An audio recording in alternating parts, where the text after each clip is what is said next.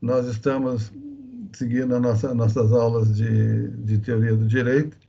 Nós estamos analisando desde uma matriz analítica, que ainda é importante, Kelsen e Bob. Eu fui convidado agora, vou permitir que vocês, quem quiser, assista para uma live na Escola de Magistratura Federal do Rio de Janeiro, no final do mês, sobre a importância do normativismo na questão democrática hoje no Brasil. Vou participar desse debate no Rio de Janeiro, via internet. Então, é muito importante essa concepção normativista de Kelsen e Bob e do positivismo. Porém, como eu comentei no Common Law, na teoria do Herbert Hart, há uma inovação importante que é a ênfase na pragmática.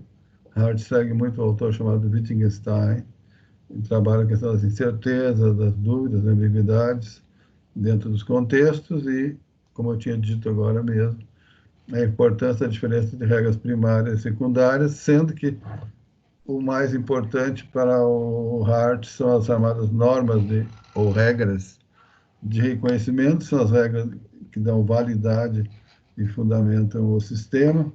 Até hoje, as regras de reconhecimento são regras que dão efetividade aos direitos, e por isso mesmo há muitos debates hoje no Brasil sobre identidade, sobre reconhecimento. É uma linha muito interessante.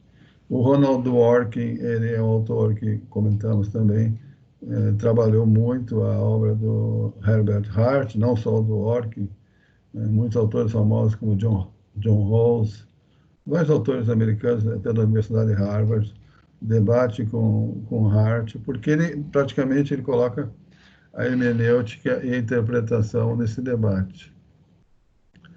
Então, no último dia, na semana passada, eu falei do Ronald Dworkin. O Ronald Dworkin tem uma tese de sucesso em que ele vai colocar, não é o primeiro, mas ele coloca com grande sucesso, a ideia de que o direito não é só constituído por regras, isso já está mais ou menos colocado por Hart, mas ele é muito claro, mostrando como o direito também é constituído por princípios e por diretrizes políticas. Quer dizer, o direito ele é muito mais amplo, o sistema do direito, do que se poderia imaginar, e por isso mesmo o sistema do direito permite responder a questões e problemas de uma maneira muito mais rica e sofisticada do que se poderia imaginar, embora isso exerça e faça com que os intérpretes do direito tenham que fundamentar muito bem as decisões, tem que ter muito mais inteligência.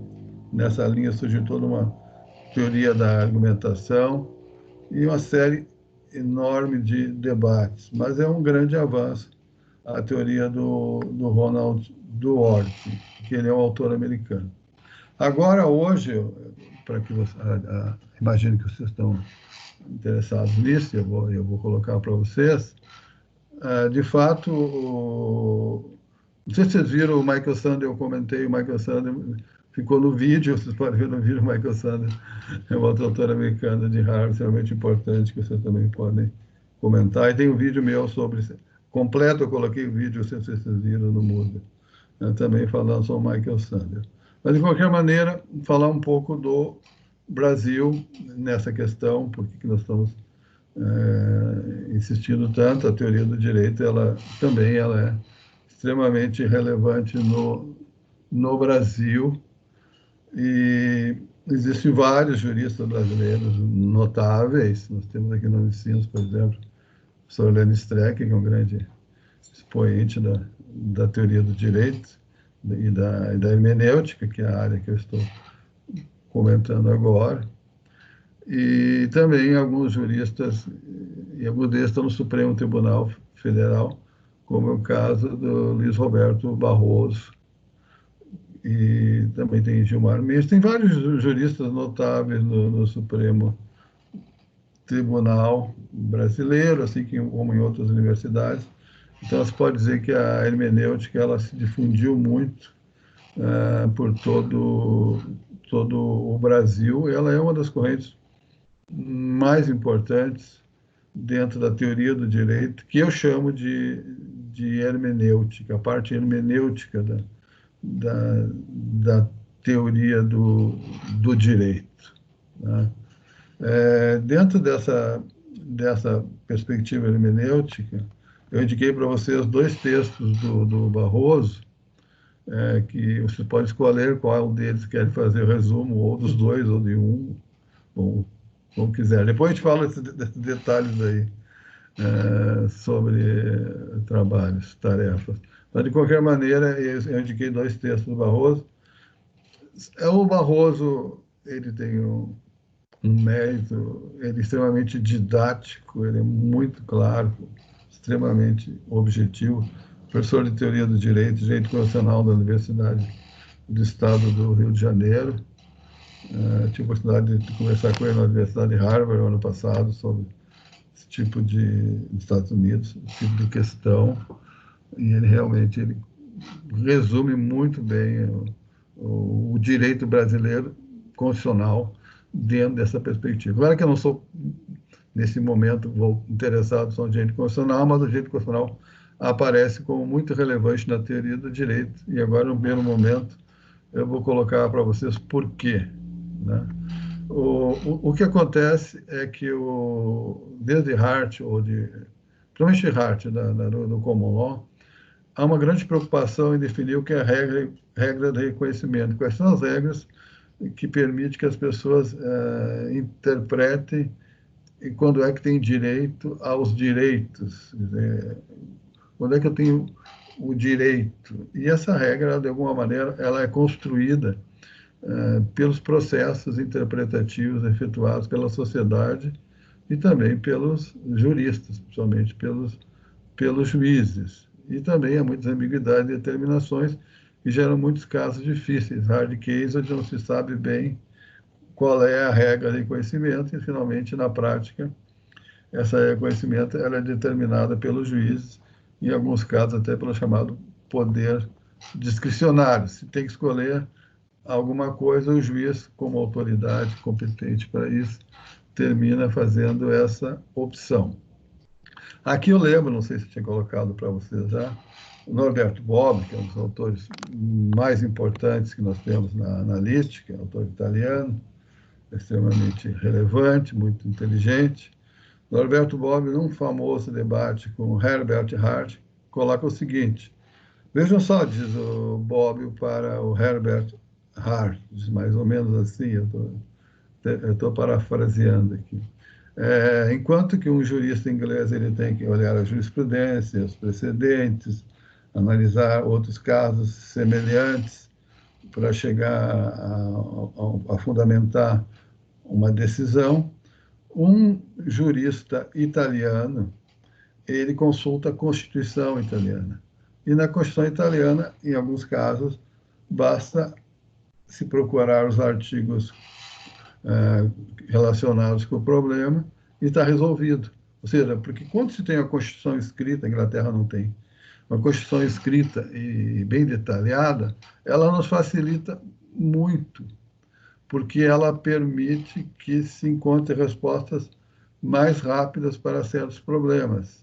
O Brasil tem uma Constituição escrita extremamente detalhada. Então, isso não deixa de ser uma vantagem, no primeiro momento, para os países que têm esse tipo de Constituição, e é o caso do Brasil. Então, o Bobbio diz, olha, nós temos a Constituição, os italianos têm vantagens para realizar a interpretação, em princípio, mais fácil, enquanto que os ingleses têm suas dificuldades. Isso, depois podemos discutir que não é tão evidente assim, mas, de qualquer maneira, o argumento é que se ter uma Constituição escrita, detalhada, facilita a hermenêutica, porque a fonte do direito, isso desde Kelsey tem razão nisso, a fonte mais importante do direito, para alguns a única, de qualquer maneira, a fonte do direito mais importante é a Constituição.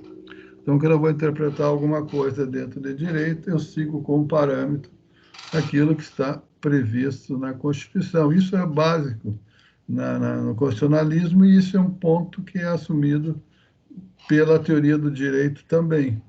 né? Embora haja divergências sobre o que é a Constituição, como se interpreta, de qualquer maneira, genericamente, é assumido pela teoria do direito, principalmente a hermenêutica, a Constituição como um dos pontos fortes da hermenêutica. Então, a hermenêutica brasileira, de alguma maneira, ela tem muito a ver com hermenêutica constitucional. Não se preocupe que tem professor que vai dar depois Direito Constitucional 1 para vocês aí e vai detalhar todas as questões. Essa disciplina é muito importante, realmente, no Brasil, em qualquer lugar, mas no Brasil também. Mas eu vou falar rapidamente algumas coisas sobre direito constitucional e, para isso, eu escolhi esses dois textos do Barroso. Na realidade, os dois textos são extensos, eu gostaria que você lesse os dois textos, mas os dois textos são extensos. Sobre um deles, eu preparei um PowerPoint e outro eu vou fazer um comentário relativamente rápido, né? O primeiro texto do Barroso, que vocês devem ter visto ali, está disponível no Moodle. Eu sempre coloco, vocês veem os textos antecipadamente no Moodle. Por exemplo, a semana que vem é um texto do Niklas Luhmann, o enfoque da teoria e prática da sociologia do direito, já está disponível para vocês. Sempre coloco com antecedência. Eu coloquei dois textos do Barroso, que estão disponíveis na internet, inclusive. Inclusive, o manual de direito constitucional do Barroso é muito bom e vários livros dele são interessantes. O Barroso também assumiu agora o Supremo Tribunal, o Superior Tribunal Eleitoral, e vai aparecer muito na mídia agora nos processos sobre fake news nas eleições. Então, ele é um autor extremamente de destaque.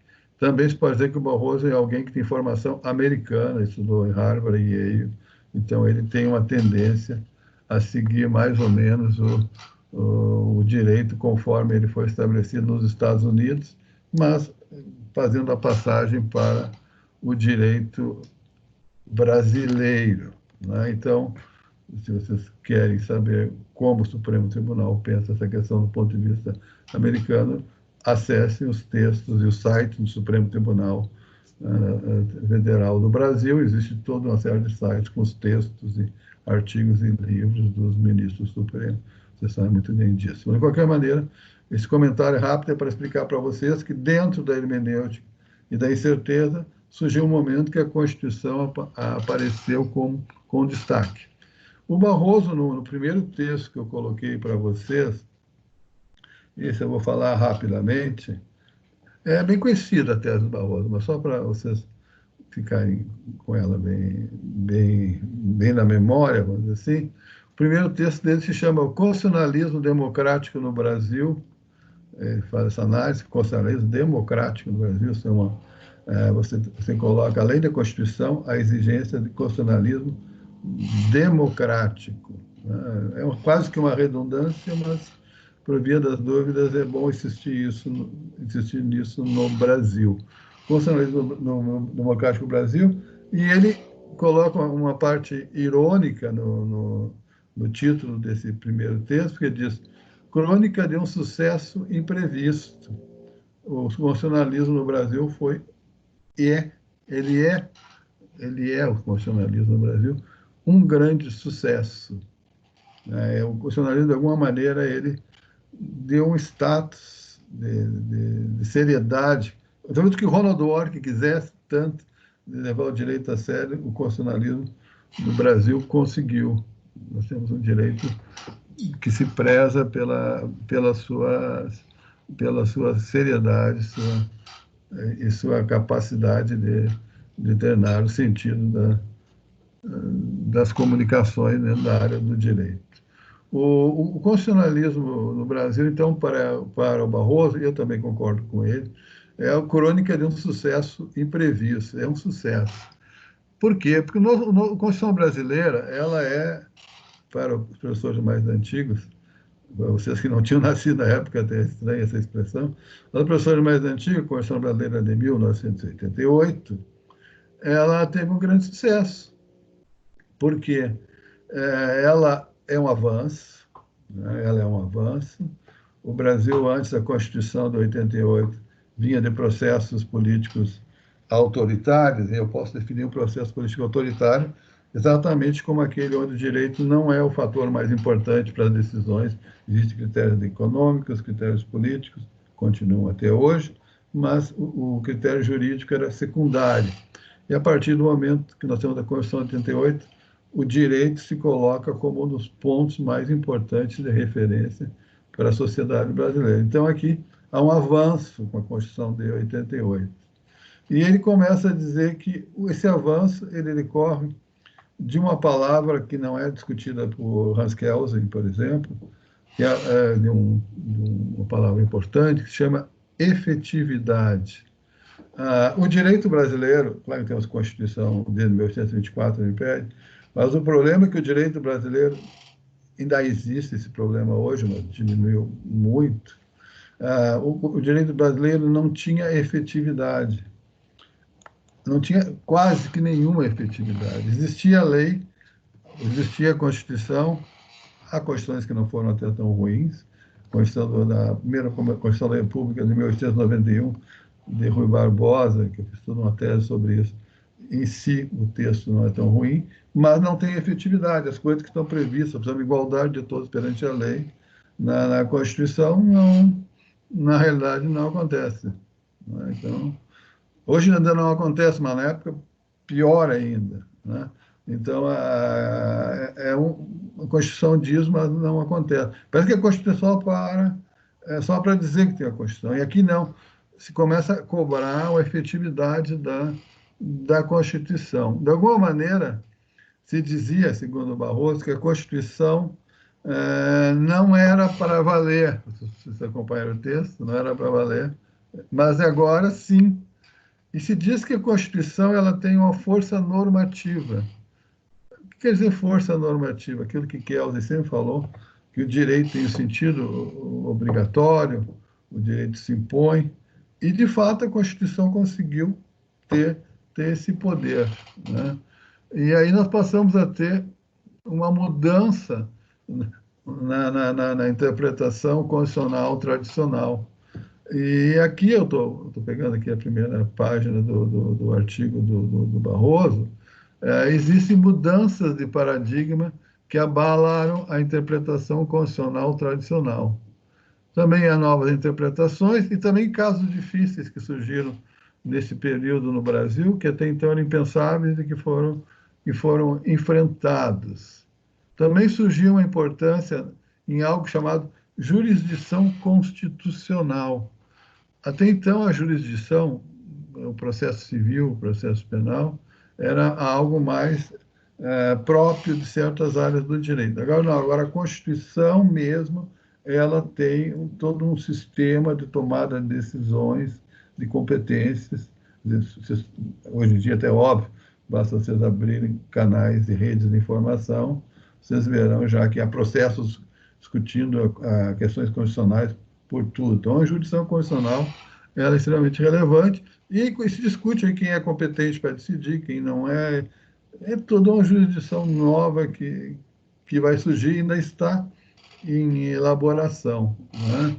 E também aqui surge um problema que o Hart já havia colocado e que o próprio Barroso coloca, e que é um problema que estamos enfrentando hoje. É claro que quando eu estou falando em hermenêutica, não estou falando mais em analítica kelseniana, aqui há muitas vezes contatos entre direito e política, direito e ética, direito e economia. Aqui a separação não é tão rígida. Então, aqui é uma tênue fronteira entre o direito e a política. Né? E também acontece um fenômeno que isso não é só no Brasil, no mundo inteiro depois da Segunda Guerra Mundial. As cortes supremas do Poder Judiciário começam a ser algo extremamente relevante. Quer dizer, os tribunais passam a ocupar um poder extremamente importante. Nós temos no Rio Grande do Sul o Tribunal de Justiça do Rio Grande do Sul, extremamente importante, e mais do que isso, os tribunais em Brasília, o Supremo Tribunal Federal, por exemplo, ocupam um papel de relevância, mas também no mundo inteiro. Esses tribunais passam a ocupar um papel de destaque. Isso gera um probleminha, ou para algumas pessoas talvez não, que se chama judicialização. O que é judicialização? Não é uma definição correta no sentido definitivo, mas só para ter uma ideia. Judicialização é o fato que, a partir do momento que eu tenho uma Constituição nova, ampla, e eu tenho tribunais com poder, cada questão que surge, a cada momento que aparece uma nova situação, se recorre ao judiciário. Então, há uma expansão cada vez maior do direito. Se discute tudo em direito. Então, há um processo que chama judicialização. O direito está em expansão.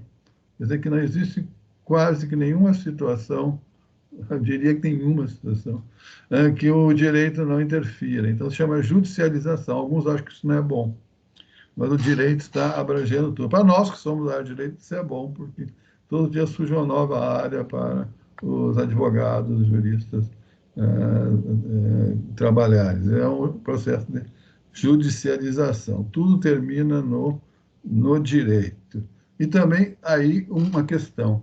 Se há uma judicialização, quer dizer que existem novas situações que estão surgindo a todo momento no direito, e é claro que aquela questão famosa do Hart, os hard cases, casos difíceis, casos que não são claramente enquadrados dentro do que as regras dizem, do tipo tudo ou nada, é ou não é proibido fumar, de casos mais difíceis que esses, os juízes são obrigados a decidir com uma maneira um pouco mais criativa, e isso gera uma questão chamada ativismo judicial. Isso é o ativismo judicial, quer dizer, quando não há lei clara para decidir, de qualquer maneira se decide. O juiz decide.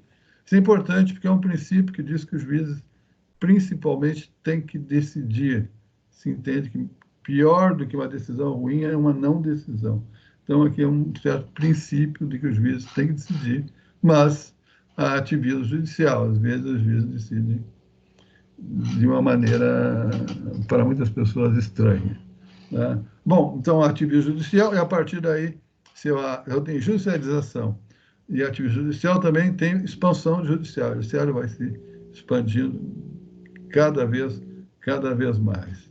E com isso eu tenho um problema, que eu não gosto dessa palavra, mas cada vez mais complexidade na vida, né? Mais questões jurídicas que estão expostas a todo tempo, e, ao mesmo tempo, possibilidade de criação judicial do direito. O que é criação judicial do direito? É o fato de que as normas jurídicas, supondo que nós estamos numa sociedade democrática, segundo um autor chamado Alexis de Tocqueville, a República ela tem controles dos seus poderes. Por exemplo, nos Estados Unidos há uma federação, a federação ela divide os poderes e, ao mesmo tempo, há uma divisão de poderes, executivo, legislativo e judiciário, e esse controle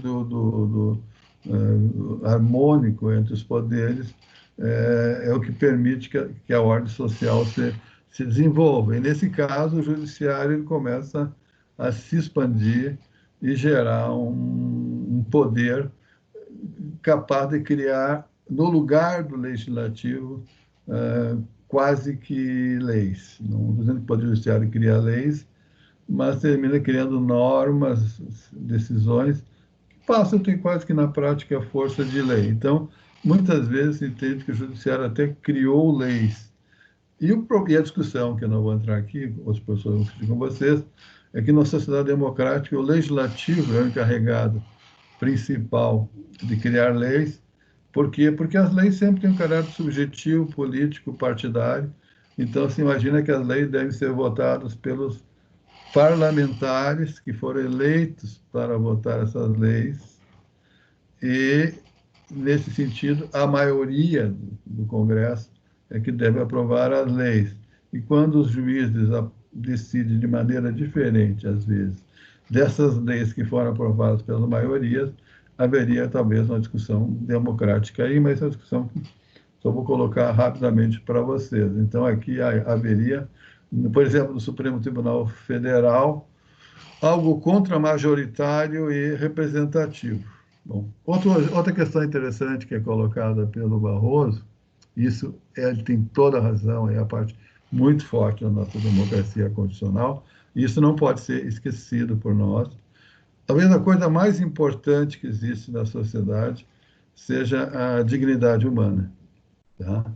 E o direito constitucional talvez tenha como princípio mais importante a dignidade humana. Isso é algo sobre o qual nós não podemos nem pensar e não colocar isso como prioridade. Talvez seja esse o princípio mais importante da existência do direito na Constituição, a defesa da dignidade humana. De alguma maneira, se eu posso dizer que é uma lógica na Constituição, essa lógica deriva, mesmo que você fosse falar de maneira kelseniana, axiomaticamente, a partir de um centro que seria a ideia de dignidade. Então, ela é o principal, insisto, critério de fundamentação de decisão, e nós não podemos, de maneira nenhuma, atentar à dignidade. Então, aqui é uma outra característica, e por isso se chama de constitucionalismo democrático, porque defende a dignidade humana. A dignidade humana é o princípio jurídico e é exatamente um dos temas mais importantes. Nós temos aqui em Porto Alegre o professor Ingo, Ingo da PUC de Porto Alegre, que tem vários trabalhos importantíssimos defendendo a dignidade humana, com toda razão, porque esse é um dos critérios mais importantes para a existência de uma democracia. E quer dizer, a hermenêutica, então, ela tem que seguir como critério essa questão da dignidade humana. Também o Barroso, ele cita casos difíceis, ele cita alguns casos difíceis que não seriam decididos no direito tradicional se não fosse o recurso a esses princípios. Ele cita os seguintes casos. Cita o caso da chamada anencefalia, a legitimidade da interrupção da gestação, no caso controverso, não vou discutir, mas o Supremo decidiu que, nesse caso, poderia haver interrupção da gestação, um caso discutível, mas que o Supremo decidiu assim. Outro caso importante, pesquisas com células-tronco embrionárias, legitimidade da legislação autorizadora. Havia discussão, tem pontos que poderia fazer essas pesquisas com células-tronco, foi aprovado pelo Supremo Tribunal que sim. Né? Nepotismo, esse é um tema interessante no Brasil. Segundo o CNJ é o Conselho Nacional de Justiça, extremamente importante, também criado pela Constituição atual, que é um conselho que, de alguma maneira, administra e controla o judiciário, e o CNJ proibiu, que é a parte administrativa, a nomeação de parentesco até terceiro grau de membros judiciários para cargos de comissão. Então, é uma lei que procura eliminar o nepotismo. Né? Uma sociedade de iguais, você não pode ser beneficiado pelo fato de ser parente de alguém, principalmente do judiciário. A outra questão que eu acho que o Bernardo já colocou para vocês, foi a famosa questão da união homoafetiva, dizer, igualdade de tratamento com as uniões estáveis convencionais. Se há união estável, não há por que não haver uniões homoafetivas, e isso foi aprovado pelo Supremo Tribunal Federal também. E também uma discussão polêmica, que se pode voltar. Cesare Battisti, a famosa questão, a recusa de sua extradição por ato do presidente da República. De alguma maneira, as pessoas do direito internacional têm direito a refúgio no Brasil, independentemente do que aconteceu. E o Supremo Tribunal Brasileiro, ele mantém apoiado os refugiados, e também essa discussão agora renasceu há pouco tempo com o próprio Barroso, que impediu que alguns diplomatas venezuelanos fossem. O Brasil convidou vários diplomatas venezuelanos a se retirarem do país, e o Barroso, no Supremo Tribunal Federal, não permitiu. Não é porque eles são de uma ideologia X ou Y, o fato que as pessoas têm o direito, qualquer pessoa, de refúgio ou de abrigo em qualquer lugar do mundo. Né? E o Supremo Tribunal decide desse tipo. Então, exemplo de casos difíceis que o Supremo Tribunal... Esses casos difíceis estão todos no site do Supremo Tribunal e vocês poderão analisá-los. Já estão decididos, não está isso, não está nada então, em aberto. Né? Então, segundo o Barroso, o constitucionalismo democrático foi a ideologia vitoriosa do século XX, é um Estado constitucional, né? A Constituição de 88 foi um grande sucesso, ela permitiu a transição do Estado autoritário. É muito importante que se fale nisso, porque há muitas vezes em que a superação de um sistema político desse tipo ela implica em guerras, implica em uma série de problemas. Aqui houve uma saída constitucional, de um documento com grande poder criou a possibilidade de um outro tipo de sociedade, e isso não foi só no papel, houve muitas mudanças no Brasil. Mudanças jurídicas não querem dizer que o Brasil passou a ser o paraíso na Terra. Mudanças jurídicas são direitos de igualdade, direito de dignidade e espaços políticos e jurídicos de reivindicação dos direitos. Não é transformação do dia para a noite de nada, mas há, sim, o controle contra certos retrocessos. Né? Então, é uma Constituição extremamente importante. Sempre se dizia no Brasil, ele insiste muito, que o constitucionalismo não era para valer, mas, de qualquer maneira, essa Constituição vale. Tá? Isso é muito importante que a gente sempre insista nisso. O direito constitucional contemporâneo, já vou passar para o outro texto, ele surgiu notadamente depois da Segunda Guerra Mundial, os países aproveitaram. Há muitas mudanças na geopolítica do mundo depois da Segunda Guerra Mundial, surgiram novos países, tem países que desapareceram, e os países geralmente precisam de algo muito importante para se existirem, que é a ideia de soberania. O país tem que ser um país soberano, e um país democrático tem a soberania popular, é o povo que decide, só que o povo normalmente estabelece uma democracia, uma constituição. Então, muitos países, até a própria Alemanha, que é um país que provocou a Segunda Guerra Mundial ter um regime nazista, a Alemanha ela foi das primeiras a criar um novo sistema constitucional, chama Lei Fundamental da Alemanha. A Itália também tem uma nova Constituição. É todo um processo de redemocratização que tem muito a ver com constitucionalismo. Não é só constitucionalismo, tem questões econômicas, políticas, sociais, de todo tipo. Mas como nós estamos em teoria do direito, eu estou acentuando o aspecto do constitucionalismo. Não é? Aqui se tem uma expressão interessante, que vocês devem ter ouvido. Kelsen é um positivista? Sim. Bob é um positivista? Sim. O Hart é um positivista? Sim. Claro que não são positivistas legalistas, mas são positivistas porque insistem na autonomia do direito em relação, pelo menos na autonomia, relevância do direito em relação à moral, política, etc. Aqui, quando se fala nesse novo tipo de constitucionalismo, se fala em pós-positivismo. Por que pós-positivismo? Porque é usa uma expressão que política, alguns não gostam, uma terceira via. Vamos imaginar o nosso Kant, né, quando que influenciou Kelsen, fala em formalismo, fala em idealismo. Quer dizer, uma terceira via seria um pós-positivismo.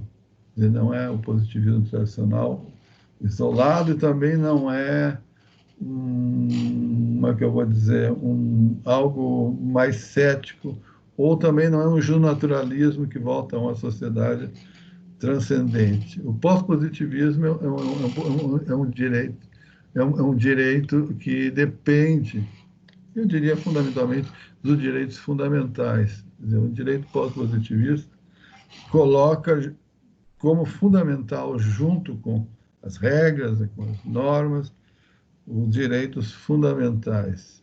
E esse é o critério, e do Orwell tem alguma razão nisso, Esse é o critério básico para a criação de uma nova hermenêutica, mais pós-positivista. Não estou dando isso como conceito, estou dando mas como informação. Né? É, bom, a, a constitucionalização do Brasil, então, ela é um destaque muito importante. E, bom, eu estou comentando algumas coisas rápidas sobre o primeiro item para vocês. É, algumas críticas que o autor coloca, que vocês podem entender bem, superação, digo, do formalismo jurídico kelseniano. É, de alguma maneira, o direito é imanente, agora o direito dependia de uma lógica dedutiva. Até hoje tem gente que faz dissertação de mestrado, TCC, a partir da lógica dedutiva. Né? A lógica dedutiva é a lógica do formalismo jurídico tradicional, isso não tem mais sentido. Né? Então, aqui agora a hermenêutica é baseada muito mais numa compreensão baseada nos direitos fundamentais do que numa dedução lógica formal. Né? Evidentemente, isso está superado. E também o, há uma grande problema, há muitos problemas que não estão prontos dentro do direito, então a dogmática jurídica ela não tem resposta para tudo, isso é um outro problema, existem questões em aberto. Essa cultura jurídica pós-positivista, ela não é uma cultura pronta, né? Ela vai ser construída no diálogo, como um direito mais reflexivo, né? O direito público, os interesses da sociedade, das comunidades, o mais importante vai ser o direito mais importante, né? E com isso eu posso imaginar, conforme exemplo do Barroso, possibilidade de enfrentar certos casos difíceis que, do ponto de vista formalista, eu não teria condições de enfrentá-los. Né? Os casos difíceis dependem, você sabe muito bem disso desde Hart, aquelas questões de ambiguidade da linguagem, continuam existindo, desacordos morais razoáveis, né? Por exemplo, ele coloca que apareceu no Supremo Tribunal alguns casos, por exemplo, questão sobre eutanásia e suicídio assistido. Isto é, a existência ou não do direito à morte digna. Isso é uma questão que surgiu no Supremo Tribunal, que foi debatida, questão complicada, chama audiência pública quando acontece isso, porque as pessoas da sociedade podem mandar pareceres, até ir pessoalmente ao Supremo, debater esse tipo de questão difícil, porque tem muita questão religiosa no meio. Por exemplo, a discussão da questão da recusa de transfusão de sangue por pessoas adeptas da religião Testemunha de Jeová, que é um problema também religioso. O debate sobre a descriminalização das drogas leves, aqui é um outro problema que vai surgir muito forte no Brasil, também está previsto. Então, aqui tudo isso gera dificuldades, mas, de alguma maneira, há uma possibilidade de enfrentamento. Um outro debate que vai surgir, que vai ser dificuldade maior, mas que vocês verão todo o tempo, quando há colisões de normas constitucionais ou de direitos fundamentais. Pode acontecer que as pessoas aleguem certos direitos fundamentais. Direitos fundamentais são os direitos que têm prioridade no Brasil, estão no artigo 5º da nossa Constituição, e, ao mesmo tempo, uma outra pessoa também alega um direito fundamental. Então, nós temos aí colisões de direitos fundamentais. Aqui ele dá um exemplo de um caso famoso que teve no Supremo Tribunal. O cantor Roberto Carlos foi a juíza para impedir a divulgação de uma biografia não autorizada, invocando seus direitos constitucionais de imagem e de privacidade. Né? Ele tem o direito constitucional de privacidade e não queria que divulgasse a biografia dele. Mas, ao mesmo tempo, o autor da biografia disse que como ele era uma pessoa pública, pessoa extremamente conhecida, havia o direito de fazer a biografia. Aí ficou um caso difícil, né, que realmente os juízes tiveram que se enfrentar e não foi fácil, né? Você sabe, foi autorizada a biografia. Também é um fato que cada vez mais as Cortes Supremas têm mais poder político, né? Por exemplo, nos Estados Unidos, isso pode acontecer no Brasil agora, dependendo do próprio Barroso, que vai estar no Tribunal, Superior Tribunal Eleitoral, os juízes podem decidir resultados de eleições. Por exemplo, nos Estados Unidos, a eleição de 2000, né, de George Bush e Al Gore, foi decidida pela Suprema Corte, porque o Al Gore teve mais votos, o George Bush teve mais representantes por um debate na Flórida, questão complicadíssima, que o Supremo Tribunal, Suprema Corte na França, nos Estados Unidos chama, decidiu que era o Bush. Então, muito poder político. Em vários países, os tribunais têm decidido questões políticas. Por exemplo, em Israel, a Suprema Corte deu autorização a fazer o muro na divisa com o território palestino. Na França, um debate muito forte. Agora, talvez seja o contrassenso. As mulheres da religião muçulmana queriam usar a burca, veja, agora é bem feito, todo mundo vai ter que usar a burca. Queriam usar a burca, as mulheres muçulmanas, e o Conselho Constitucional francês, equivalente ao nosso Supremo Tribunal, proibiu as mulheres de usarem burca em situações públicas. Por exemplo, uma estudante universitária, ao frequentar a universidade, não poderia usar a burca. O direito não permitia que uma pessoa não se identificasse na sala de aula ou para fazer um exame. Agora parece que todo mundo vai ter que usar máscara, né? Engraçado.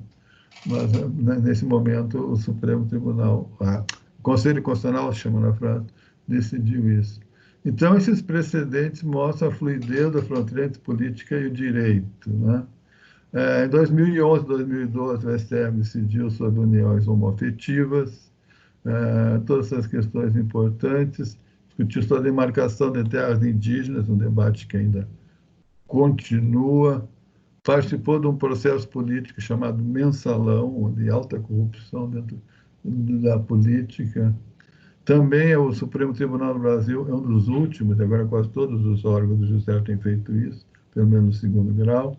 Permitiu a transmissão ao vivo dos julgamentos pela TV. Isso é algo inédito no Brasil. Vocês podem assistir os julgamentos, agora as aulas dos professores, se quiserem, na internet. O Brasil tem uma grande transparência e publicidade, né? Então, existe uma visibilidade pública que não deixa de ser importante para a democracia, né?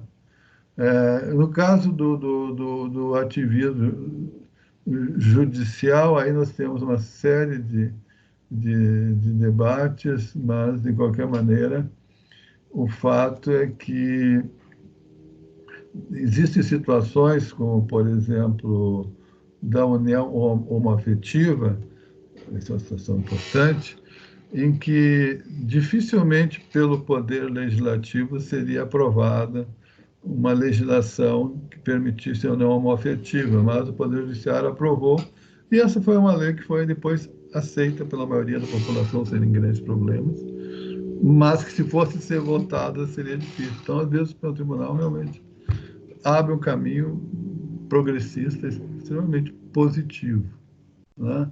Agora, ao mesmo tempo, há uma discussão. O judiciário está em expansão, e isso aí pode ser considerado por muitos ruim, né? Porque cada vez mais os juízes têm poder, tem juízes que, a partir de suas decisões, chegam a ser ministros da Justiça e outras coisas, que geram algumas dificuldades depois de pensar a política e a democracia, porque sempre as pessoas têm das suas tentações, né?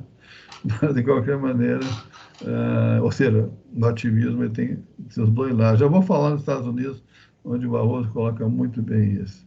O judiciário também ocupa um papel importante na decisão de vários problemas, ele tem se preocupado com o meio ambiente, que é uma questão importante. Recentemente, o Poder Judiciário, junto com o CNJ, tem proposto toda uma forma diferente de trabalhar o direito, a partir aí estou falando de Leonel Barroso, que se chama mediação e arbitragem, que é uma maneira de tomar decisões de uma maneira mais rápida e permitindo que as partes decidam. Isso também vem do CNJ, do Conselho Nacional de Justiça, que permite a formação de mediadores, de árbitros, de conciliadores, permite que as pessoas participem mais da sociedade. Por fim, o STJ como contramajoritário, né? Quer dizer, pode ser que o STJ decida coisas que são contra o legislativo, mas, de alguma maneira, isso merece ser bem analisado, né? Bom, então, nós temos aí uma série de questões, mas o mais importante aí para nós é a dignidade humana, né? Bom, então aqui nós temos todos esses casos. Não sei se você tem alguma questão aí sobre isso. Alguém tem um comentário?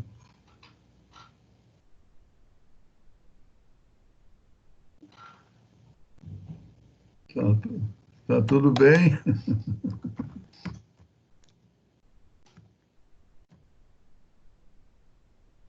Certo, tudo bem? Está tudo bem? Está tudo bem, eu vou continuar, por isso que eu estou falando isso, está tudo bem? Eu acho que, de alguma maneira, você já conhece, eu só estou colocando para vocês perceberem que a teoria de direito no Brasil ela foi muito para a hermenêutica constitucional, tá? Por isso vocês podem perceber que nós temos muita afinidade com a discussão constitucional, tá? Aqui eu vou passar para vocês, vou tentar aqui, tem alguém mais quer comentar alguma coisa? Eu vou comentar o chat da reunião, não. Eu vou colocar para vocês um PowerPoint que eu fiz sobre o outro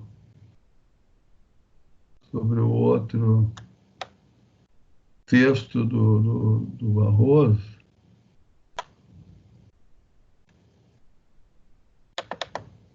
Um outro PowerPoint.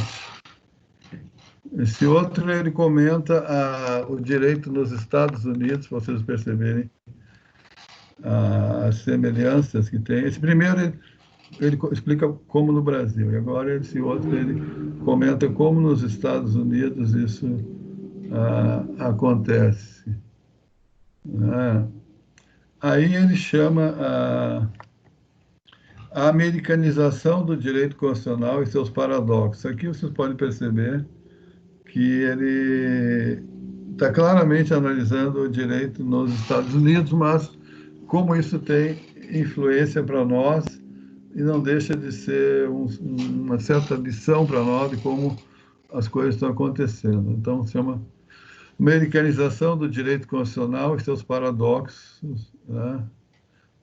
Ele coloca 4 aspectos importantes de cara do constitucionalismo, tanto nos Estados Unidos quanto na Europa, e que são importantes para nós, para o constitucionalismo democrático, né? Ele pega a tradição americana e europeia, depois vai chegar na América Latina também. No caso desses aspectos, ele coloca quatro aspectos que são importantes para ele. Opa, estou voltando, não queria voltar ainda. Quatro aspectos que são importantes para ele. Vocês têm que anotar bem esses quatro aspectos que caracterizam o constitucionalismo. Primeiro, a supremacia da Constituição, quer dizer, não existe nada mais importante do que a Constituição, tá? Isso é base do direito, supremacia da Constituição. Existe o controle de constitucionalidade. Claro que a Constituição ela é um texto, usando a linguagem do Hart, poderíamos usar outro tipo de linguagem, e como tal, ele é suscetível de interpretação. Mas é possível que exista um controle dessa constitucionalidade. E quem controla o que diz a Constituição, como se interpreta a Constituição, é o poder judiciário. E, nesse caso, nós temos também aí uma supremacia judicial. Normalmente existe um órgão, no caso do Brasil, o Supremo Tribunal Federal, que é encarregado do controle de constitucionalidade e, portanto, tem a supremacia judicial. Aqui se coloca um quarto aspecto para termos uma Constituição democrática, proteção de direitos fundamentais. Então, aqui nós temos quatro características básicas, tá? Supremacia da Constituição, controle de constitucionalidade, supremacia judicial e proteção de direitos fundamentais. Aí estamos com o direito como tem que ser uma sociedade democrática, o direito como um aspecto, na minha opinião, talvez de vocês também, né? Como a questão mais importante da sociedade. Né? Depois, ele começa a fazer um histórico bem interessante. Né? De onde é que vem essa concepção? Aqui, eu tenho trabalhado no mestrado de um autor chamado Thomas West, que ele coloca a história como muito importante. É claro que as coisas não surgiram do nada. Historicamente, é uma cultura que vai se sedimentando, e dentro desse momento, dessas questões históricas, um momento importante nós temos na independência dos Estados Unidos. Estados Unidos, na América, é um país que, a partir do momento que tem sua independência, ele imediatamente elaborou a sua Constituição. Né? Então, os Estados Unidos têm uma Constituição, ela é praticamente a mesma até hoje, e ela é um modelo para os nossas interpretações. Inclusive, a Constituição americana ela surgiu, mas ela passou a ter um perfil próprio a partir do momento que ela começou a ser modificada, quando surgiram processos judiciais, quando surgiram casos. Ou seja, a Constituição americana ela foi se confirmando, se afirmando na discussão de alguns casos. Então, ela tem uma característica distinta da maioria da história das Constituições brasileiras, que ela vai se construindo nos argumentos e nos fundamentos dos casos. Né?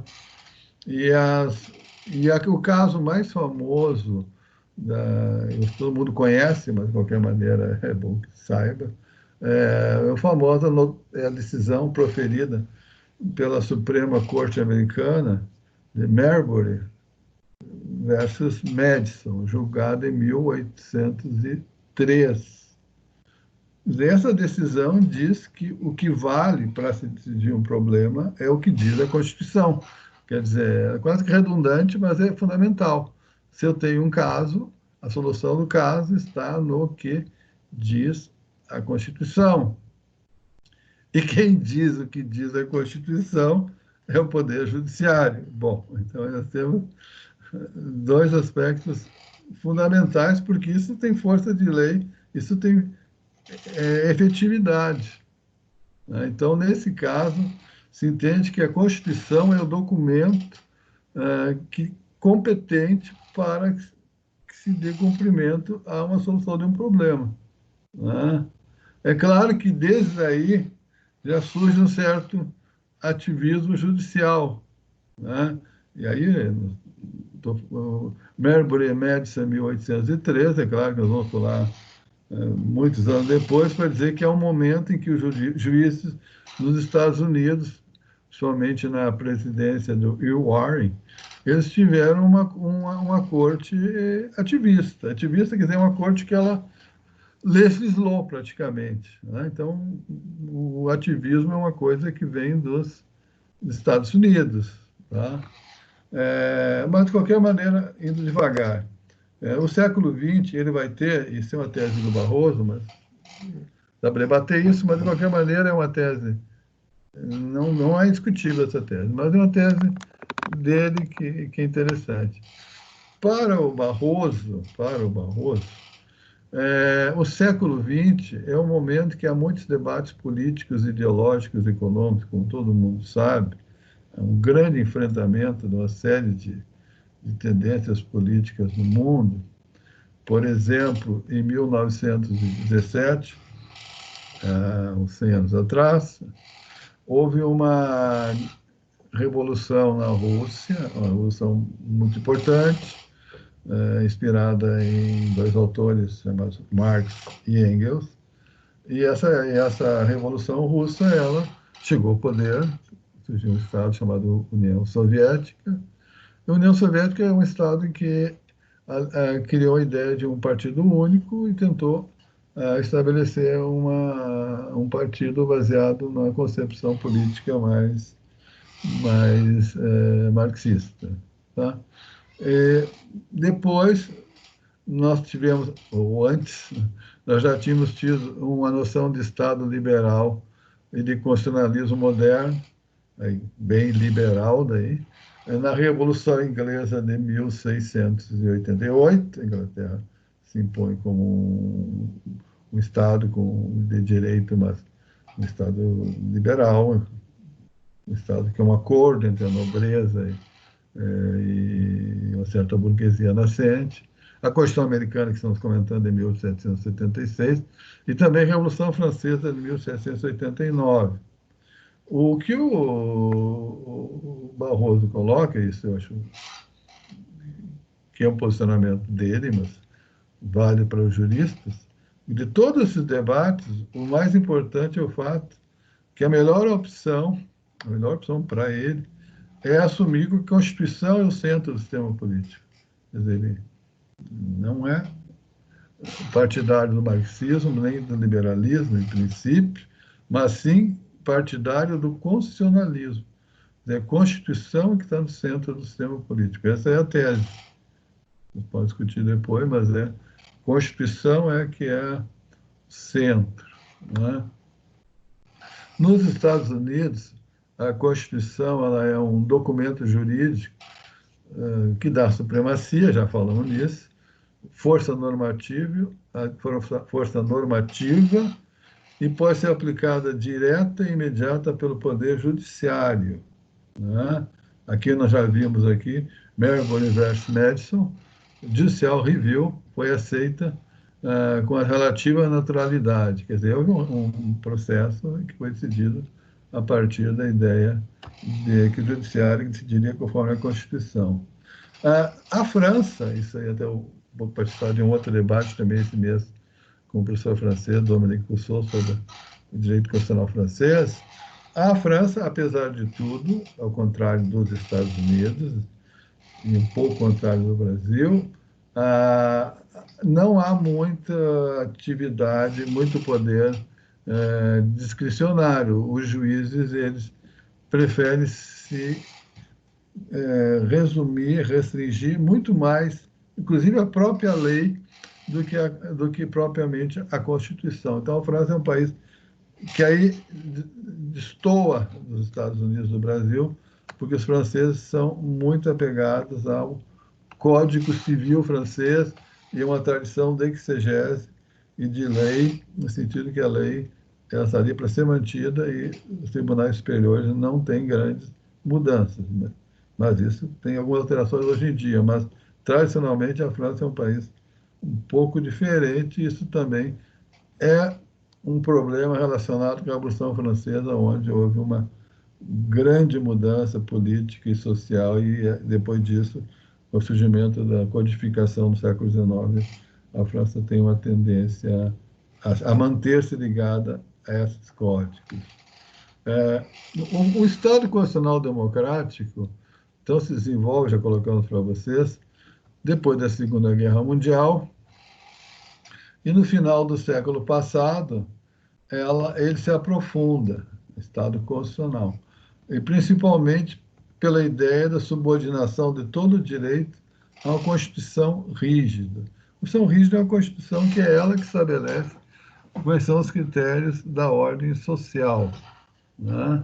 Ah, a ciência do direito, se a gente pode chamar isso, ela tem muito mais, então, a partir daí, um papel crítico da atuação dos poderes públicos, e os juízes passam a ter ampla competência até para invalidar atos do legislativo. Os juízes invalidam questões do legislativo, do, do, do próprio executivo, então, a partir daí, é toda uma evolução disso que eu já comentei para vocês. Ah, depois, existem vários itens aqui dentro do novo constitucionalismo. Então, depois da Segunda Guerra Mundial, temos um novo constitucionalismo. Primeiro, a lei fundamental de Bonn é o direito na Alemanha, claro que depois da Segunda Guerra Mundial, a Alemanha perdeu a guerra e ela foi, num primeiro momento, dividida entre 4 países: Estados Unidos, França, Inglaterra e União Soviética. E, a partir daí, o lado do Ocidente, o lado ocidental da Alemanha, teve que elaborar uma Constituição. Como eles achavam que essa Constituição não era completamente autônoma no início, não chamaram Constituição, chamaram Lei Fundamental de Bonn, que é a Constituição alemã de 1949. Depois foi criado um Tribunal Constitucional Federal da Alemanha, e esse tribunal é extremamente importante porque ele é extremamente lúcido, e ele é um padrão de comportamento constitucional até hoje. Se pode dizer que há uma certa oposição no Supremo Tribunal Federal do Brasil entre a influência de alguns juízes do direito alemão, dessa lei fundamental da Alemanha. Então, ainda temos juízes que estudaram, tiveram influência do direito alemão, por exemplo, Gilmar Mendes, que fez doutorado na Alemanha, enquanto que tem os juízes que estudaram nos Estados Unidos, como Barroso. Aí nós temos essas diferenças.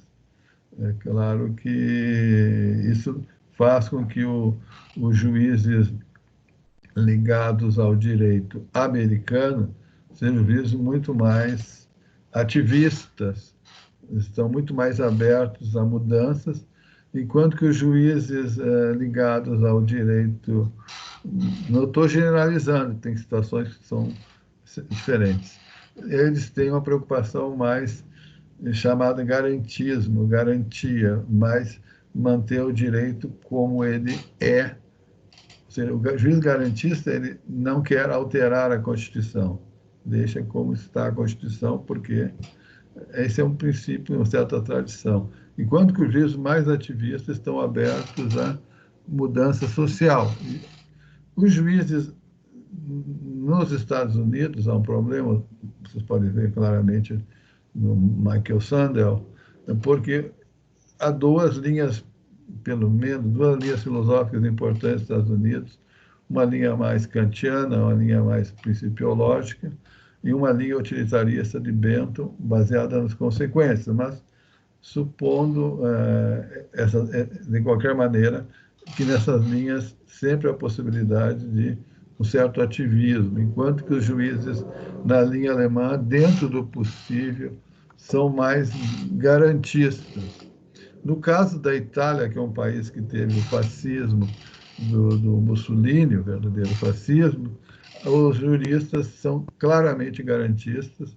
Nós temos, como exemplo, Luigi Ferraioli, que é um constitucionalista muito famoso, que tem falado várias vezes em lives agora no Brasil, em que acha que o mais importante de tudo sempre é manutenção dos princípios constitucionais, não retrocesso constitucional, então se chama garantismo jurídico. Você não pode mexer na Constituição. A Constituição ela é intocável para esses juízes. Então, aqui é uma diferença.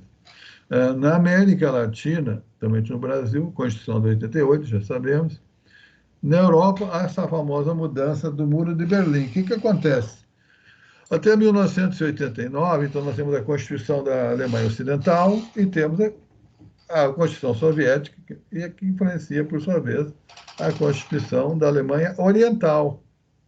Aí nós temos dois países que se unificam com a queda do Muro de Berlim e o Ocidente, de alguma maneira, incorpora o Oriente. E aí tem todo um processo muito interessante na Alemanha, até que ponto a Alemanha...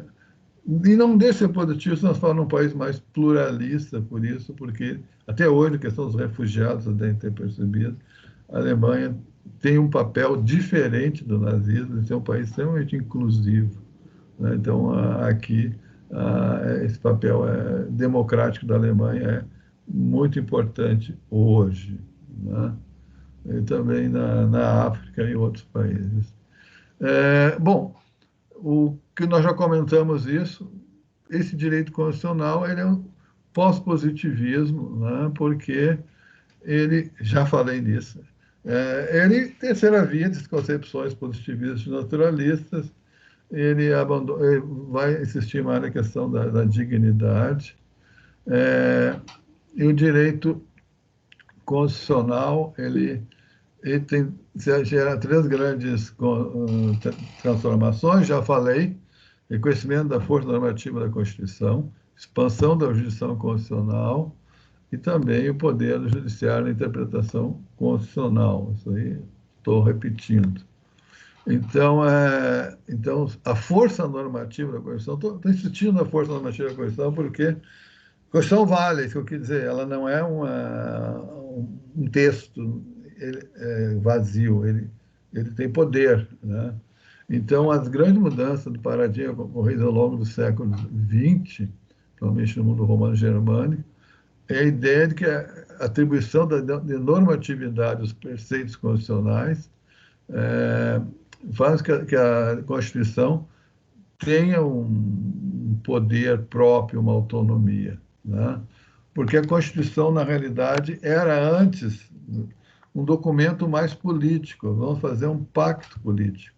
Agora, mais do que isso, agora a Constituição ela é um lugar de efetividade onde as coisas que estão lá, mais do que um pacto político, elas também têm que permitir avanços sociais. Isso é um lado positivo. Antes de 1945, vigorava na maior parte da Europa o modelo sobre supremacia do poder legislativo na linha de doutrina inglesa soberania do parlamento. Então, na Inglaterra, a soberania do parlamento era o mais importante, né? E na França também a lei como expressão da vontade geral. Mas, a partir dos anos 40, depois da Segunda Guerra Mundial, nós vamos ter, no lugar desse parlamentarismo, onde o legislativo é o maior poder, agora também concorrendo com ele o poder judiciário. Tá? Então, aqui nós temos o judiciário crescendo. O constitucionalismo democrático ele vai provocar, então, impacto, como eu já coloquei desde o início para vocês, da hermenêutica jurídica, e, a partir daí, toda essa questão dos princípios, percepção, colisões. Então, está ficando aqui, acho que bem claro para vocês toda essa insistência, né? Aí surgem novas perspectivas, vocês podem acompanhar textos de vários autores brasileiros sobre isso, sobre a interpretação constitucional. Aí começa a surgir uma série de questões, não é fácil isso, hein? Mas são os critérios. Trabalha-se o princípio da razoabilidade e da proporcionalidade, quer dizer, não basta mais interpretar um caso, é preciso pesar, analisar, tem uma ponderação sobre razoabilidade, proporcionalidade, e quando se admite que alguma coisa, alguma decisão do legislativo ou administrativo não seguiu esses princípios, por exemplo, pode ser invalidado. Então, por exemplo, se não haja adequação entre o fim perseguido e o instrumento empregado, bom, à medida que não seja exigível ou necessária, havendo meio alternativo para chegar ao mesmo resultado, com menor ônus a um direito fundamental, vedação do excesso, que não haja proporcionalidade em sentido estrito, ou seja, o que se perde com a medida é de maior relevo daquilo que se ganha. Claro que essas situações, vamos dizer, pô, mas isso aí agora ficou difícil. Claro, então existe uma série de decisões, os hard cases que o próprio Barroso cita, onde se joga essas questões. Eu não nego que, em muitos casos, vão surgir debates no Supremo Tribunal Federal, por exemplo, imensos entre juízes que vão dizer razoável é isso ou aquilo, quer dizer, não está resolvido, mas de qualquer maneira, em princípio, se tem que fundamentar e demonstrar a razoabilidade e a proporcionalidade dos processos de tomada de decisão. Né? É, bom, aí vem a constitucionalização do direito e a consequente judicialização das relações sociais. Né? Bom, Bom, aqui toda a consideração do direito à leitura da ordem jurídica à luz da Constituição é um paradigma que vai se impondo, os componentes, e por isso mesmo existem várias situações. Tem um caso famoso na Alemanha, é o caso Litt, né? Que é um exemplo que surgiu no tribunal, na Suprema Corte do Tribunal, no caso da Alemanha, no Tribunal Federal Alemão, que o caso Lutz é o seguinte: na Segunda Guerra Mundial, Hitler investiu muito na propaganda e foram feitos muitos filmes divulgando o nazismo. Né? E alguns diretores, atores e produtores de alto nível, infelizmente, participaram desses filmes. Passada a guerra, esses diretores seguiram a vida deles trabalhando e fazendo filmes, não foram acusados de nada. E houve um momento que Litt, foi uma cidadã alemã, ela disse: não podemos assistir os filmes que estão sendo passados por esses diretores de cinema que trabalharam com o nazismo. Então ela faz uma greve para as pessoas não assistirem os filmes desses diretores. Os diretores entram com ações judiciais dizendo que os filmes atuais não têm nada de nazista, que era verdade, e por isso eles tinham direito de participar desses filmes, mas ela recorre até a Suprema, ao Tribunal Federal Alemão e ganha a causa, dizendo que não, há pessoas que, por certos momentos, transgrediram o princípio da dignidade, não podem depois agir como se nada tivesse acontecido. Ela acha que o princípio da dignidade é algo tão forte que não está em negociação. Então, de fato, esses filmes foram proibidos depois. Então, a Alemanha tomou uma decisão muito dura, no sentido que a Alemanha não estava dando nenhuma concessão a ex-nazistas para participarem da divulgação das ideias deles, mesmo não nazistas, porque eles tinham no passado todo um compromisso com a divulgação do nazismo. Então, aqui esse é um caso famoso, mostrando para dizer que o princípio da dignidade é muito importante. Né? Depois também o direito alemão foi o primeiro direito fundamento do direito civil, que permitiu as relações homoafetivas. Não houve nenhum. A Alemanha foi o primeiro país, né, ocidental a admitir esse tipo de relacionamento. E isso também tem a ver um pouco com a Alemanha Oriental, mas de qualquer maneira, foi o primeiro país a permitir isso, então o tribunal também permitiu. Não havia legislação, o tribunal permitiu. É, e também na França surgiu um certo controle prévio no Conselho Constitucional para tentar controlar algumas leis antes de entrarem em vigor. Bom, no Brasil, em razão da nossa Constituição ser muito extensa e analítica, nós temos uma Constituição com muitos artigos, né? Aqui nós temos uma série de dificuldades. Primeiro porque na nossa Constituição existem princípios relacionados com várias áreas do direito. Nossa Constituição ela tem princípios, vocês vão estudar direito e vão se preocupar bastante depois de diferenciar que área do direito estão falando. Tem os princípios de direito civil, administrativo, penal, processual e outros, né? Então, os princípios constitucionais fundamentais, que são a dignidade de pessoa humana, diferente do domínio do direito infraconstitucional, têm que ser colocados conjuntamente com esses princípios, sendo que esses têm relevância, né?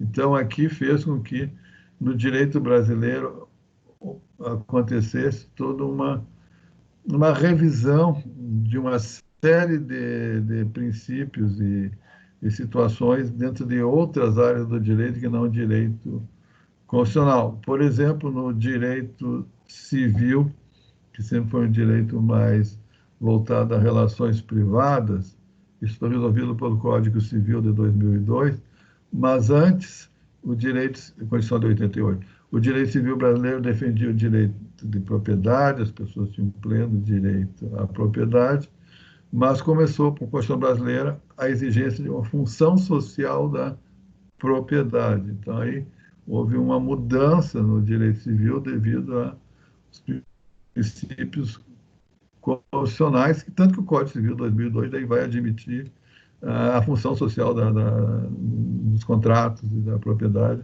dentro do Código Civil. Então, aqui há uma influência do direito constitucional sobre o direito civil, né? Bom, aqui o Marbury Madison, voltando ao problema dos Estados Unidos, você já sabe, é a primeira decisão em que a Corte afirmou seu poder de exercer o controle de constitucionalidade. Eu estou comentando dois textos do Barroso e algumas coisas ele repete, né? Então, aqui no caso do Marbury Madison, a Constituição ela tem supremacia, ela é a lei fundamental suprema da nação, e, e também uma coisa muito importante, um ato do Poder Legislativo contrário à Constituição é nulo. Então, o Poder Legislativo não pode fazer leis inconstitucionais, a não ser que seja, isso acontece no Brasil, uma emenda à Constituição, mas não é o caso aqui. E o Poder Judiciário é o intérprete, né? Agora, vamos dar um salto aqui. No direito dos Estados Unidos, há um momento que se começa a falar em ativismo judicial. Isso eu acho interessante para você. Ativismo judicial. No caso, é o Warren. O Warren ele é o presidente da Corte Suprema dos Estados Unidos, e é interessante o poder do presidente, mais ou menos, ele direciona as grandes situações. Esse Earl Warren, ele ficou 16 anos na presidência da Corte Suprema dos Estados Unidos, e ele realmente mudou muitas coisas dentro do direito dos Estados Unidos, e, na minha opinião, ele foi extremamente positivo, porque, embora a legislação não falasse, ele afirmou, claro que em processos judiciais que chegaram até a Suprema Corte, eles decidiram muitas coisas importantes para a democracia nos Estados Unidos, que não estão resolvidas até hoje, você sabe muito bem disso, mas, de qualquer maneira, ele melhorou muito, era pior ainda a situação, Então, ele afirmou a afirmação da igualdade entre homens, de todos os homens, existiu todo que pôde nesse tipo de decisão. Inspirou gerações de militantes de direitos humanos. Quer dizer, o Warren é alguém que vai facilitar, desde 1953, a defesa dos direitos humanos, né? Então, a Constituição, ela é algo que se relaciona com os direitos humanos. Aqui é muito importante o Warren por esse aspecto. Ele também ele é contra, isso não está só nos Estados Unidos, mas ele é contra qualquer tipo de racismo, né? Ele é contra desagregação racial, né? Então ele combate o racismo, e ele defende muito a causa dos Estados Unidos, chama direitos civis, o direito das pessoas à igualdade e à liberdade, né? Então, por exemplo, o famoso caso Brown versus Board of Education, um caso de 1954, representou no plano jurídico a superação da doutrina separados, mas iguais. Nos Estados Unidos, dizia o direito que as pessoas eram iguais, mas se fosse de outra raça, deveriam ficar separadas, né? Então, havia uma separação nas escolas, também depois houve nos transportes públicos, entre crianças brancas e crianças negras. Isso era previsto por uma lei chamada Doutrina de Separados mas Iguais. O Warren ele disse que essa lei era inconstitucional, né? E com isso houve um grande avanço no direito americano, porque isso era realmente contra a dignidade humana, sem nenhuma dúvida, né? Então, essa firme posição para acabar com a discriminação racial foi a grande contribuição da Corte do Warren, né? E superou, assim que eu estou falando, e superou bastante esse tipo de questão. Agora, o problema do ativismo é que tem dois lados, porque pode ser que os juízes sejam de outro lado político, porque o Warren ele é do Partido Democrata, um partido que defende mais direitos civis. Chama pêndulo, né? Quando assume o presidente nos Estados Unidos, que ele é mais conservador, se ele tem a sorte de poder nomear os membros da Suprema Corte, pode haver uma mudança. E é o caso da Corte Burger. Com a eleição de Richard Nixon em 1968, a agenda política do país deslocou-se para a direita, gerando a pressão por uma Suprema Corte mais conservadora e menos ativista. Então foi nomeado Warren Burger, e esse é mais conservador.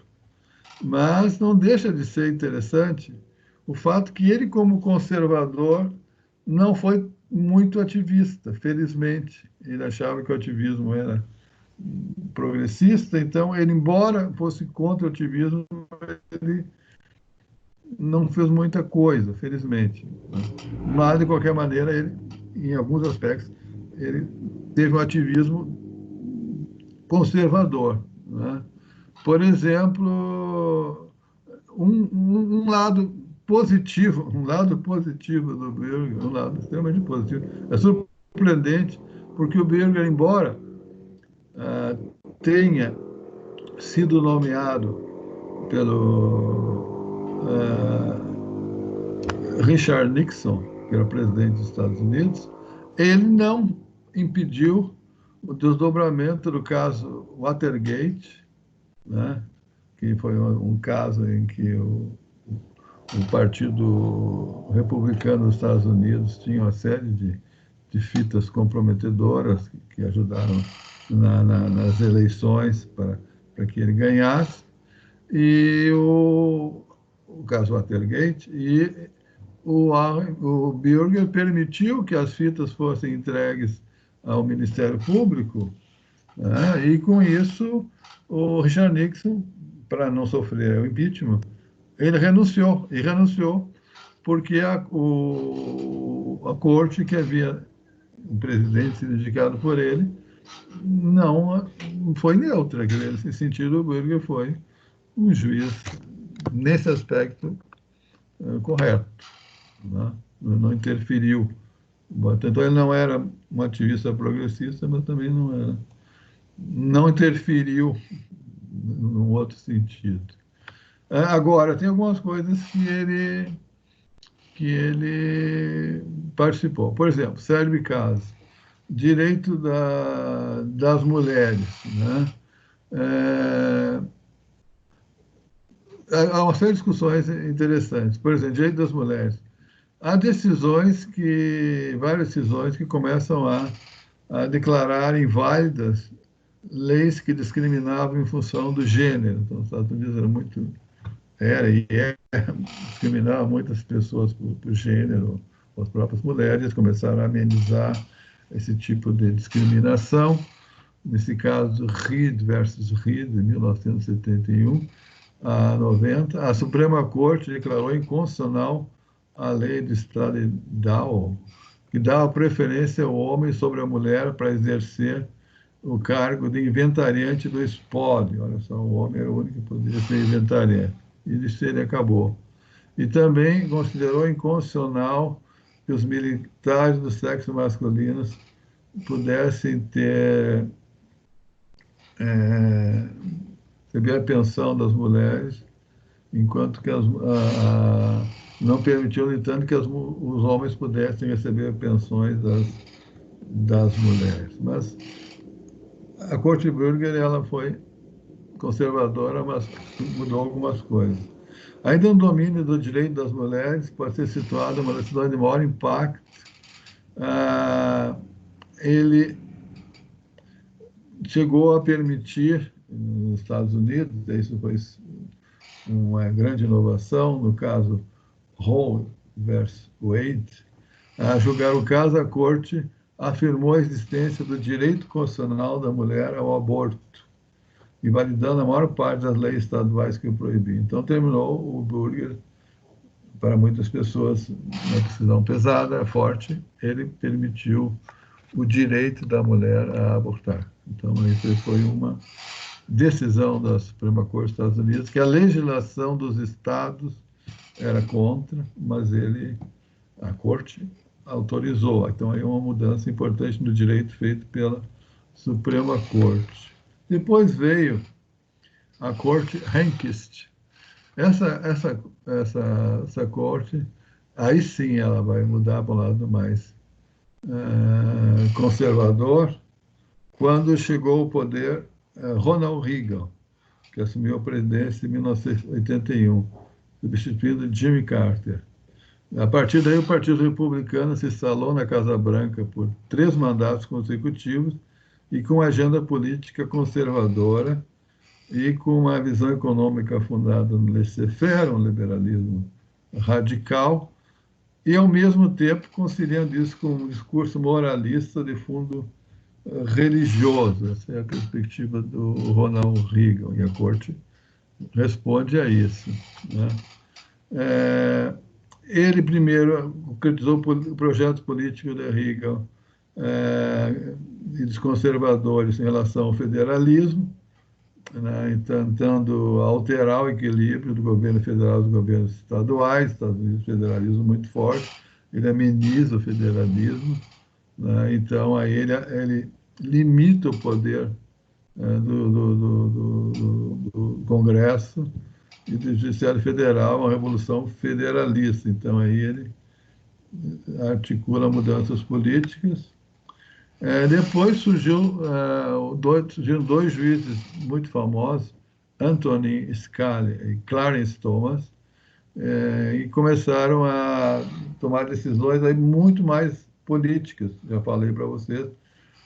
Por exemplo, no resultado das eleições presidenciais que deram a vitória de George Bush sobre Al Gore em 2000, uma decisão muito controvertida, mas que beneficiou o Partido Republicano, né? Depois, em 2005, John Glover Roberts Jr. foi indicado pelo presidente George Bush, e aí começaram a ter uma série de de questões. Porque durante o período de Jimmy Carter, nos Estados Unidos, de qualquer maneira, os Estados Unidos tiveram uma tendência de defesa dos direitos humanos. E a Suprema Corte vai amenizando isso. As decisões passaram, em muitos casos, a ser por 5-4, porque são 9 juízes. Então, se vê a discordância dentro da Suprema Corte, né?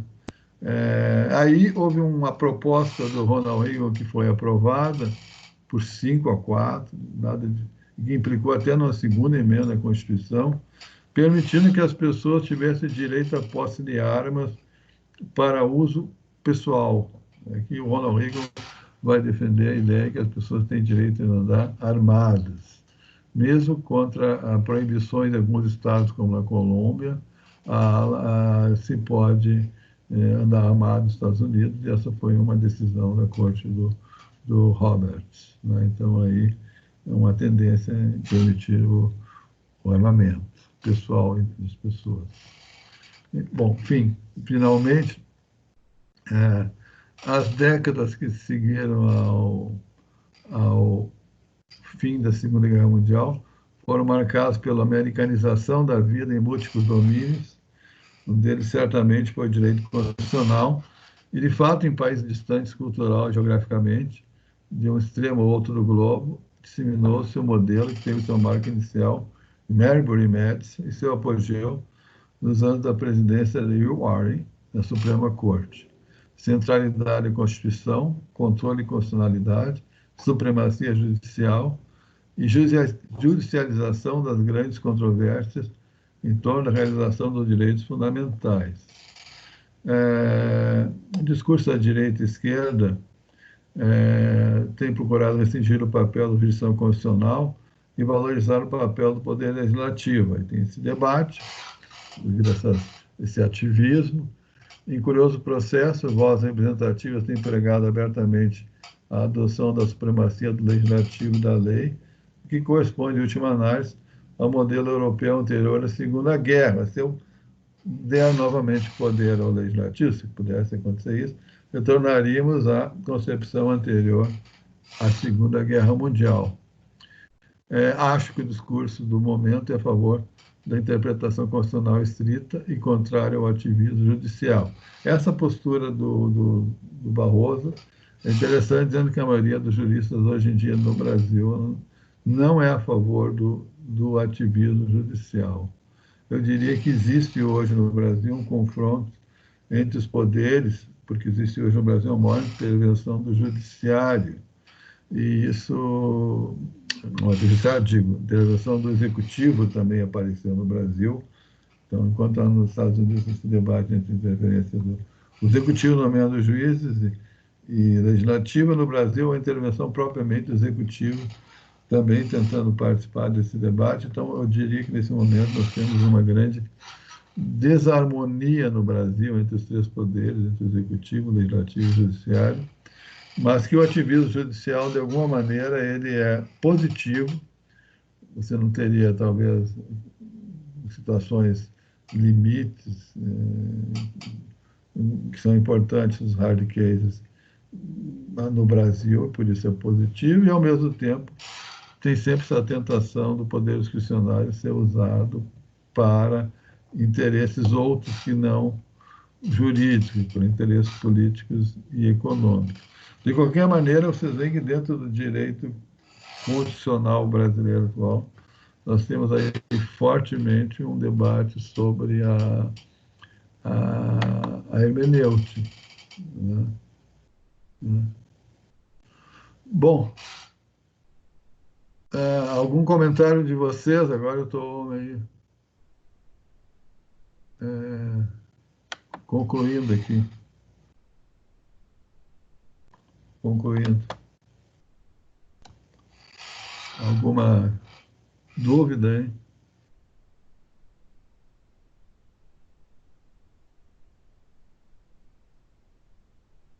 Claro que eu posso colocar o PowerPoint no Moodle, e também eu vou colocar o vídeo, né? Claro. Claro. Eu acho que você já conhecia mais ou menos as ideias do Barroso, mas eu acho que pelo menos ficou fácil de entender por que eles estão falando tanto de hermenêutica americana, falando de Hart, do Org, por quê? Porque esse é o debate que hoje está no Supremo Tribunal no Brasil, né? E é um debate muito interessante. E, e o Poder Judiciário do Brasil, quando toma decisões inéditas, se diz que é ativismo, e depois, quando se omite, se diz que deixou o Executivo e o Legislativo à vontade. Então, é um debate muito importante e a democracia no Brasil depende disso. Agora, eu pessoalmente, e digo para vocês que acredito nisso, acho que o princípio da dignidade e o princípio da supremacia da Constituição são extremamente relevantes nesse momento histórico e nós temos que pensar assim e agir nesse sentido. Mais alguma questão? Nós temos alguns contatos com professores na Alemanha, nos Estados Unidos, na França, que, se vocês quiserem, em outra oportunidade, a gente pode trazer para falar para vocês.